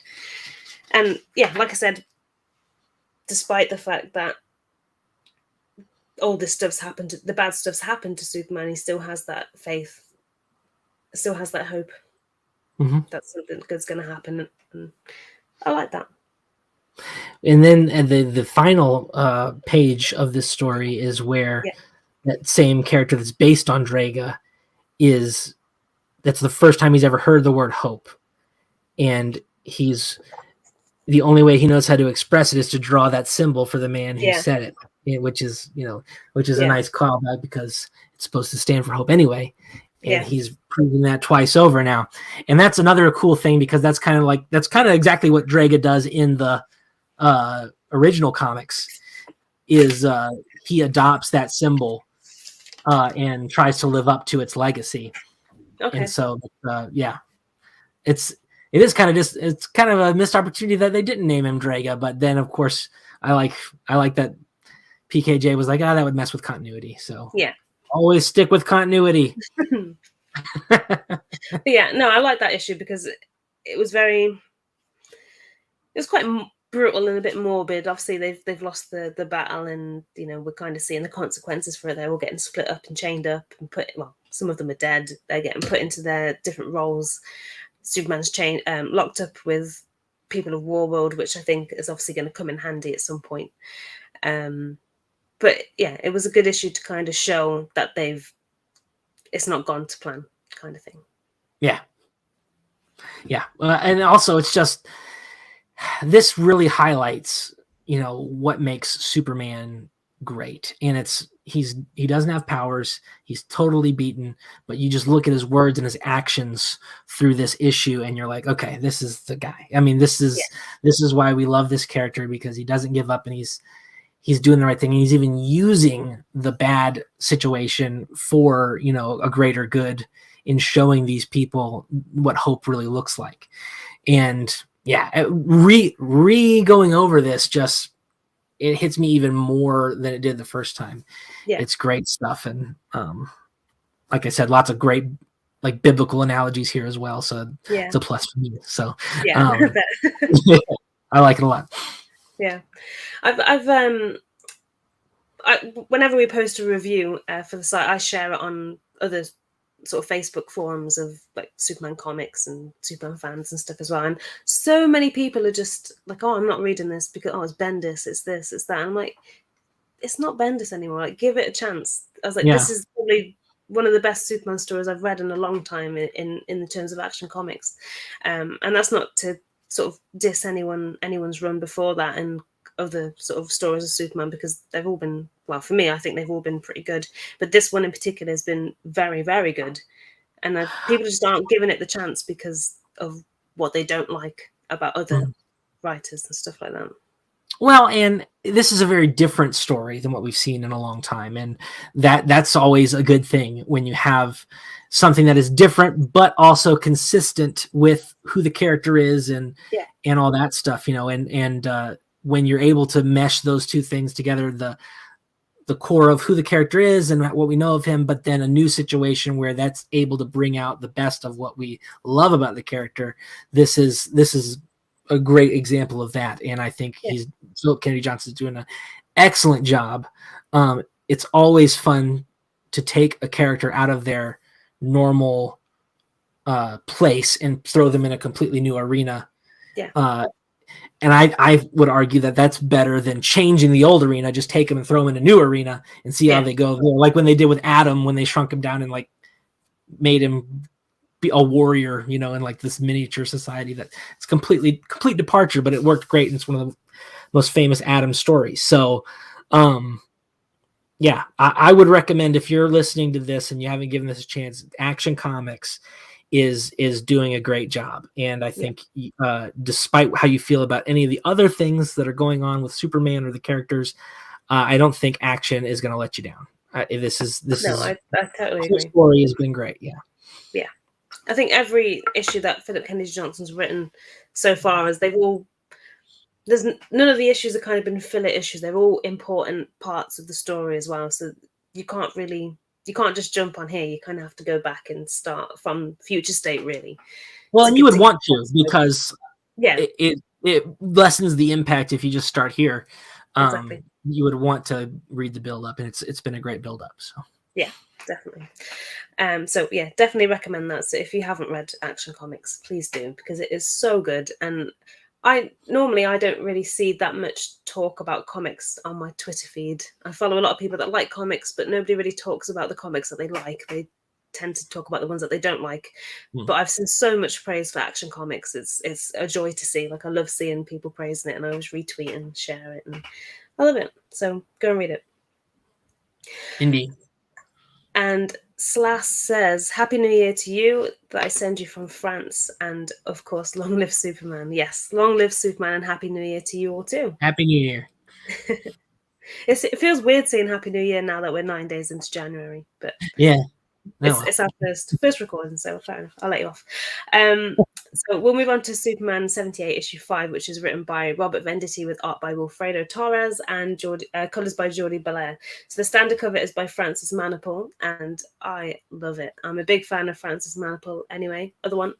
Yeah. Oh, that one? This one? yeah. So, I'm a big fan of Francis Manapul anyway, but I love this cover. The likeness of Christopher Reeve is perfect, and I like I don't know, it's like an old school film poster. Yeah. Back with Brainiac. I love how he's divided, like the shadow is the robot and the light side is his actual face. It's very cool. Yeah, I love it. I put this one on my wall. It looks great. Yeah. I wasn't expecting Francis Manapul to be doing a variant cover, because usually standard cover. Usually I see the covers in advance because I'm a bit of a geek, and I always Google the covers so I know what I'm getting in my next comic book run. But I didn't see this one coming. But the variant cover is my favorite. It's great. Yeah, it's by Jamal Campbell, and it's one piece of art that pretty much captures everything that we love about Superman. You've got Lois Lane, you've got Clark Kent being like a sort of a bumbling fool in some cases. You can't, like at the bottom there, you've got him turning into Superman, and then you've got him flying off as Superman. It's like every stage of Superman you could possibly want, and I love it. So I'm going to let you take the lead on this one, Evan. Okay. Oh, wait, let me turn this off. Sorry. Double duty. I always mess up on the thing. All right. So, yeah, this is a continuation after the last one, where Superman, with the help of his dad, Jor-El, is trying to get out of the bottled city of Kandor and save the Earth from Brainiac, because Brainiac has now reversed his decision to leave Earth alone because they are harboring... they have Lex Luthor, who is trying to compromise Brainiac's systems, and he's like, "You guys are more dangerous than we thought, so we're gonna have to wipe you all out." But he's not gonna wipe everybody out. He's gonna preserve one city, which is Metropolis, of course. So he's gonna put it in a bottle, just like he did with Kandor and all of his other cities. So Lara and Jor-El are going, they're going back and forth. They're like, I can't send Superman off because he's my son, and Jor-El's like, we got to do it, and Superman's like, yes, I can do it, I'm Superman. And so now Brainiac does indeed end up shrinking the city, and while he does so, we get some cameos by Jimmy and Perry, and most specifically Gus Gorman from Superman 3, which is my favorite Christopher Reeve movie, and I know all of you who are fans of those movies have just turned this off because you hate Superman 3, but I think it's the funniest one. I love it. Hey, you know what? I love Superman 3, and I love Richard Pryor. So Gus Gorman, I was so happy to see that cameo. That's the one I've been waiting for, that one. Yeah, me too. I love him. And so yes, we do get to see him. He's still in Metropolis, and he's getting sucked up. The only person who's not getting sucked up is Lex Luthor, who is escaping in his iconic hot air balloon that he had from Superman 2. He still had it in storage somewhere. And so he is escaping the city. And then finally they're able to free Superman from the city, and he shows back up in Brainiac's ship full-sized. Brainiac is a little surprised by this. Oh, you know what? There is also a cameo by Shaggy from Scooby-Doo. He is also a member of Metropolis. he's in there. Yep. I don't know. I can't tell the page number here. I'm looking at the digital version I've got. Yep, he's in there on the page. There's 4 panels. One's a hot air balloon, one's Jimmy and Perry, and one's got Shaggy on it. And so Superman is fighting Brainiac. Brainiac is sicking his drones on him. Oh yeah. Yep. Right there. No way. Shaggy just keeps showing up. The city of Kandor's bottle is almost dropped and destroyed, but Superman catches it, and the final panel is Brainiac showing up again in a giant robot suit to fight Superman. And this is something that I could definitely see them doing in 1978. I would imagine there would be like a stop motion battle, or the suit would be stop motion, and Superman would be in front of like a rear projection screen trying to fight it, and then maybe they'd build a practical model for Brainiac to actually sit in for close-ups. So yeah, this is definitely something I could see them doing with those special effects, which is something that I love about this series, is that especially for the flying scenes, they always depict it as if they're still using that rear projection process from the films, and I appreciate them going the extra mile to make all the special effects look like 1970s special effects. I think that's a cool touch. They definitely do. I think the thing for me in this issue is that it must be so difficult for Jor-El and Lara, because this is the second time they've had to send their son away for the greater good, I guess. Like, he's obviously going away to do a good thing, but it must be quite hard for them to go through it again. Yeah. And again, the likenesses of the characters from Wilfredo Torres is on point. Like, Richard Pryor was perfect. I didn't notice Shaggy at first, but as soon as you said that and I saw the picture, I saw that. Yeah. Connor Super said, I like Superman 3 as well. I like Superman 3. I think it's one of those it's underrated. And I don't understand what the Scooby-Doo characters have to do with DC. I don't know.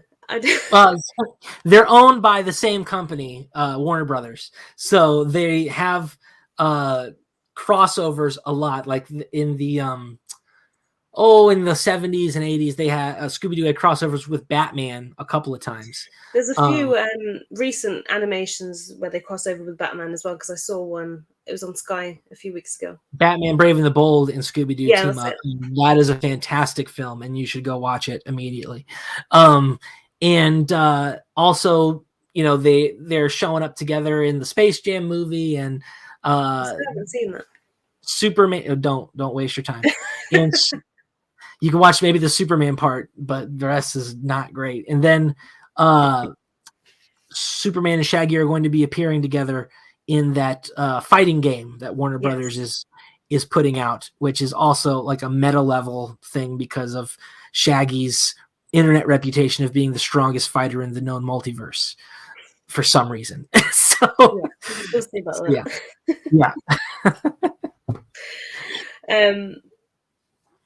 quite like seeing Shaggy meeting. I like the Scooby-Doo people meeting these characters. I love Scooby-Doo anyway, and I used to watch it as a kid, so it's quite nice to see him cross over a little bit. If you go back, like, for the past several years, every month they've had a Scooby-Doo team-up book come out where they team up with a different member of the DC universe. Yeah. And I'm sure Superman has appeared in that a couple of times. So if you ever wanted to read more Scooby-Doo DC crossovers, that's the Looney Tunes as well. They do the Looney Tunes quite a lot as well. Yes. That wasn't as frequent, but yes, those were good. Yeah. Actually, this Lex Luthor and Porky Pig one was very good. Yes. So if you don't know about those, they had 2 stories in each of them, and one of them was, okay, what if the Warner Brothers Looney Tunes were in the DC universe? How would it look? And then the second one was, what if the DC universe was in the Looney Tune universe? And so one of them is like a very straightforward, serious DC comic story that happens to feature a Looney Tune character. The best one being Batman meets Elmer Fudd. You should definitely go read that as soon as you can. Oh, it's amazing. And then the other one is like, it's just, a zany, crazy, dynamite in your pants kind of story with DC characters. Oh, I love it. But when you see Lex Luthor in the hot air balloon, is it me or is he wearing the classic suit where he steals those 40 cakes? 40 cakes? Isn't there a whole thing of Lex Luthor and 40 cakes? I don't remember that. I remember Lex Luthor trying to steal Superman peanut butter. Yeah, that's the suit he wears from the Super Friends show. Okay. Which is his Legion of Doom chairman. Okay, after this, go and Google Lex Luthor 40 cakes, and it will come up. I will. I don't know why. I haven't read it. I haven't seen it, but it comes up, and it's a big meme. I see it every year. Okay, I've seen the one where he tries to steal the peanut butter, Superman peanut butter. Have you ever seen that? No, I haven't seen that one. It's a commercial because there used to be a brand called Superman peanut butter, and Lex Luthor's always trying to capture Superman to make sure that he reveals the secret of what makes Superman peanut butter so tasty. They're great commercials. So another comment from Connor. So speaking of multiverses, if you guys play video games, Superman related or not, that would be awesome to see. To be honest, I'm not much of a big gamer. I think I play the standard easy ones that are more button bashing, like Tekken and Mortal Kombat, that kind of game, and Injustice as well. I am a gamer, so any sort of Superman related thing I'll be playing, and if new stuff comes out, we'll definitely review it. Yeah. I do want to go back and play a couple for posterity, maybe release it as a special episode on the YouTube channel just by itself or something like that. But there's lots of fun commentary to be had with those old classic Superman games, so maybe someday. Yeah, we'll talk about that off air, but yeah, I think definitely the Multiverses game. We'll definitely do something for that. We'll do a stream, though I can't promise we'll be very well. I can't promise I'll be very good, but you know, that'd be fun because we'd all pick Superman. I know. So which one's just be 3 Supermans? Yeah. But in this issue, I loved the one-liner insults from Superman to Brainiac. It was they're very classic, very confident of the time. I think you wouldn't necessarily use those insults that you would now. Yeah. But it adds to the atmosphere of the issue, I guess. But yeah, so many panels in this issue are poster-worthy. I'd love to see some sort of merchandise stem from this, especially. I think let's keep taking the comic out of the packet, but there's somewhere on the fly-in moments. There's one in particular with a red background. There we go. Like that. Yeah. They're just so good. I'd love to see some merchandise from this. I know it's probably never going to happen, but it was very cool. You never know. They pick the weirdest things to make into toys. So that's true. Hopefully we get some McFarlane toys on this because I know they followed the comics quite closely. Nice. And I like the moment where he's kind of shoved into the shelf of the bottles, which obviously contain the cities. Yeah. So from a glance, you wouldn't think that, but he's trying to catch all of them because I think it's very funny that they're just on a shelf. Yeah. It's like normal glassware. And it's also weird to see all the people of Krypton looking up from the glass to see Superman sort of being this giant thing beaming down on them. That was pretty cool as well. But yeah, that series is just going from strength to strength. I think we've got, is it 2 issues left of that series? It could be just 1, because that was issue 5. Yeah, I can't remember if it was 6 or 7 issues, but I'm excited to see where it goes. And I think, I don't know, part of me hopes it just carries on because I think it's been very popular. Yeah, I mean, I'd love to see more villains depicted in the 1970s style. It'd be cool to get a crossover with Reeve Superman and Linda Carter Wonder Woman and 66 Batman or something. That'd be fun. Yeah, that would be good. But we'll have to wait and see, I guess. Well, that wraps up all of the comics that we've got to talk about. Do you have anything else that you want to mention before we shoot off? I think that's it for this week. Yeah, I think, well, we've got a few things lined up that we need to arrange. which include several interviews, which are very exciting. And we're going to be inviting some of the members of the House of R from our Patreon onto the show very soon, which we're again also arranging. So a huge shout out to Dave Owen and David Beasley, who will be the guests that will be on the show, and they are members of the House of R from our Patreon, as I mentioned before. So yeah, all the other supporters on Patreon, a huge thank you, because it means a lot to us and it's such a huge help. Yes. If you want to find out more about our Patreon subscriptions, head to patreon.com/The Aspiring Kryptonian, as you can see on the screen there. I know we say this every week. We don't record weekly, but every time we're on air, we say thank you to you guys, because it does make a huge help. You know, we've all got financial responsibilities, and doing this kind of thing does cost money, so it means the world to us. And for those listening live, thanks so much for getting involved. More the merrier. Obviously, today was a little bit quieter than what we're used to, but it was great to have you guys here. And we'll be back very soon with Ashley for another episode. And to those listening afterwards, thank you for taking the time. We could literally talk Superman for hours, as we have done today. It's been 2 hours exactly. But thank you for putting up with our nerdiness, and we'll see you next time for episode 27. All right, guys. We'll see you later. Bye. Bye.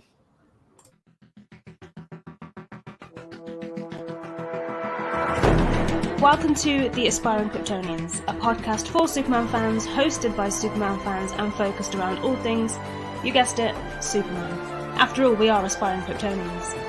From comics, TV, film and animation, each week we discuss our thoughts on the latest releases, news and even some retrospective reviews. So without further ado, let's get the show on the road.